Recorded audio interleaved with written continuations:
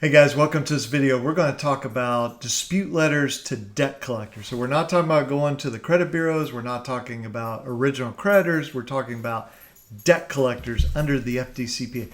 What are the different types of dispute letters or letters you can send to them? And how do you pick and choose what to put in the letter? So if you haven't subscribed to our channel, feel free to subscribe. Try to put out a new video every day, and if you'd like to be notified, just hit the little notification. All right, so what do we have when we're talking about a letter to a debt collector? I'm not talking about like a letter saying, here's a check, I'm paying you, but some type of dispute letter or non-payment letter, okay? So one thing we have is what's called a validation letter, okay? And if we're being sort of technical in the usage of that, what we're talking about is within a 30-day time period, you get a letter from the debt collector, and this is under section 1692G. And that says that they have to send this letter that contains information like here's the original creditor, or here's how to get the name of the original creditor. We're going to assume the debt's valid unless you dispute within 30 days. You can request this information. And so we can respond to that with a validation or a request for verification letter. Courts use those terms interchangeably. And if you send that letter that says, hey, I dispute this debt, I want you to validate or verify this debt, then that debt collector has three choices. They can either do nothing, they don't have to respond to you at all. Okay, there's no 30-day time period for them to respond. A lot of people think there is no time period to respond. They can just choose to do nothing. It means no collection, but they don't have to respond to you. So that's one option. Or they can respond to you and they can verify the debt. And we're not going to get into all the details of what they have to do or don't have to do. And then the third option is they can just get rid of the debt. They can just send it to another collector, send it back to the creditor. They don't have to respond to you. So we have that, the validation verification. Now then we have just sort of a normal dispute letter that says, I dispute this debt, or if you follow the approach that I've been sort of preaching for a decade or two now, you say, I dispute any debt that you claim to have on me. Because what if you write the account number down wrong? What if they have three debts on you, they've only contacted you about one? Hey, I dispute any debt. Well, what happens then? It doesn't mean they have to stop their collection activity unless you're in that 30-day window of that 1692G letter. When I say 1692, it's 15 USC section 1692G. They don't have to stop, but what it does mean is then when they update your credit report, they have to mark your credit report as disputed, or they violate 1692E8.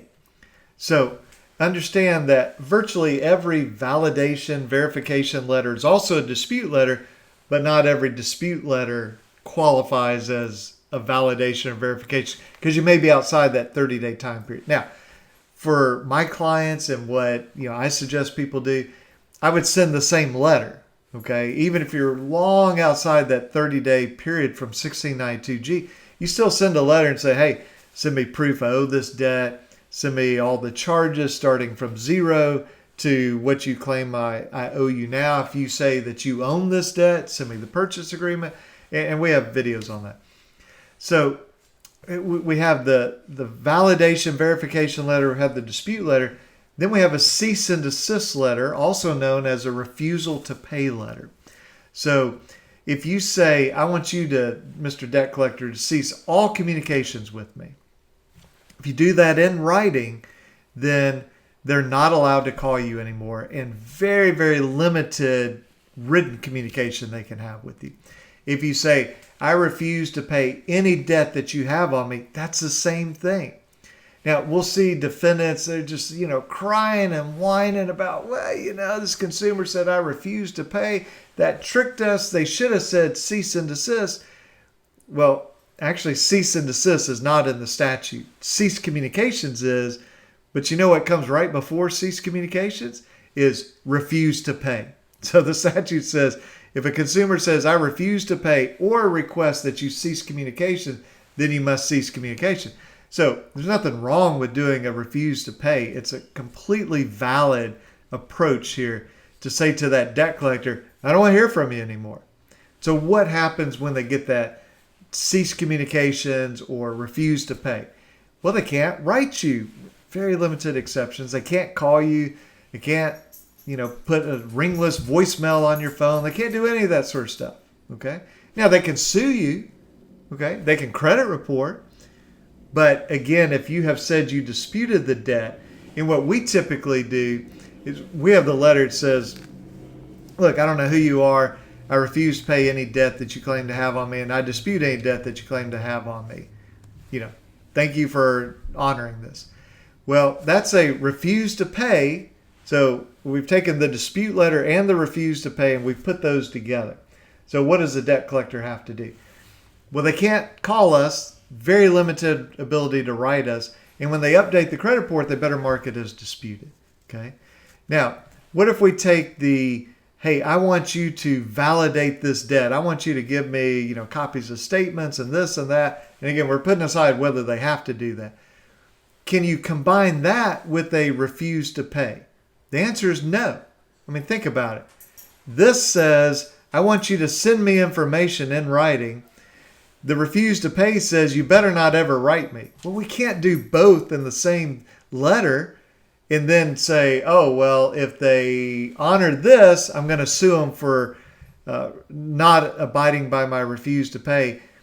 And if they cease communications, then I'm going to sue them for not valid. No, we can't do that. No judge is going to accept that. That's somebody trying to be too tricky, too clever, or just not really understanding that they put two contradictory things together. Now, can we put a validation verification with the dispute? Sure, absolutely. I dispute any debt and I want you to send me proof. Totally fine. Can we put a refuse to pay letter with a dispute letter? Absolutely. I refuse to pay. I don't want to hear from you. And by the way, I dispute these debts. That's totally fine. What we can't do is take the validation verification and combine that with the refuse to pay or cease communication because it's contradictory. So, when do you use these? Well, if you know their credit reporting and they have not marked your account as disputed, well, then generally you want to send a dispute. Even if you say, I don't want to hear from these guys again, tell them it's disputed. See when they update your report, do they mark it as disputed? If they don't, they violate the law. If you don't want to hear from them, send that refuse to pay letter. And if they violate that, you sue them. Okay. Well, when would you do that debt validation? Well, you could do that at any time. It's really just a dispute letter. But when you're within that 30-day period, I think it's very smart to write to the collector and say, give me proof. And I dispute owing any debt to you. But if you think I owe you any debt, send me proof. And then you get that information. You might say, oh, I think I do owe this. Or you may say, I think these guys are jokers here. I don't owe them anything. Then you may follow it up with a refuse to pay. But see, if you do anything with the dispute letter, and honestly, any letter I send to a debt collector, remember in sort of how I'm illustrating this is the validation verification, this is refuse pay, in the middle is dispute. I would always have a dispute in there. And particularly if you have a debt buyer, Midland, Portfolio, LVNV, whoever, when they sue, they love to write in the lawsuit, well, the consumers never disputed this debt. Well, they can't write that now. Or if they do, guess what? They just lied in the lawsuit. That's a Section 1692E violation, a misrepresentation. They put something false in court. So I think you always want to do a dispute. And then the question is, do you do that validation request or refuse to pay? If you're absolutely outside statute of limitation, this is really smart to refuse to pay. If you're within the statute of limitation, the time period for them to sue, then you've got to make a judgment call. Because if you do a refuse to pay, they might sue you. And I'll tell you this, I've been doing this a really long time. I've never seen anybody sue after getting a refuse to pay letter. But it's theoretically possible. They could get your letter and go, well, if we can't write you and call you, we're going to sue you. So you have to acknowledge that that's a possibility. But without going into the details, because I'm sure this video is getting a little bit long, the validation verification, most courts say they don't have to do much, okay, unless you get really, really specific and explain why you need something. Now, if you say, hey, I think I paid this off, on June 5th, 2018, check number 1234, they can't just go, well, we checked and you owe this. No, they better go look for that check, okay? Or, hey, my insurance paid this. They better go contact the hospital and find out if insurance paid it. But if it's just sort of like, hey, send me a bunch of stuff, most courts don't require them to unless you're giving reasons. So our model is to say, here's what I need because of this.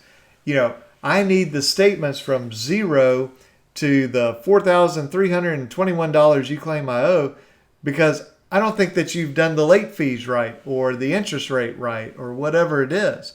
I don't think you've accounted for all my payments. So show me all those charges and credits and fees and all that sort of stuff. Or some company says, we bought your debt. Well, I've had clients that they have one letter from this debt buyer. The same day, they get a letter from a different debt buyer, both claiming they owe it.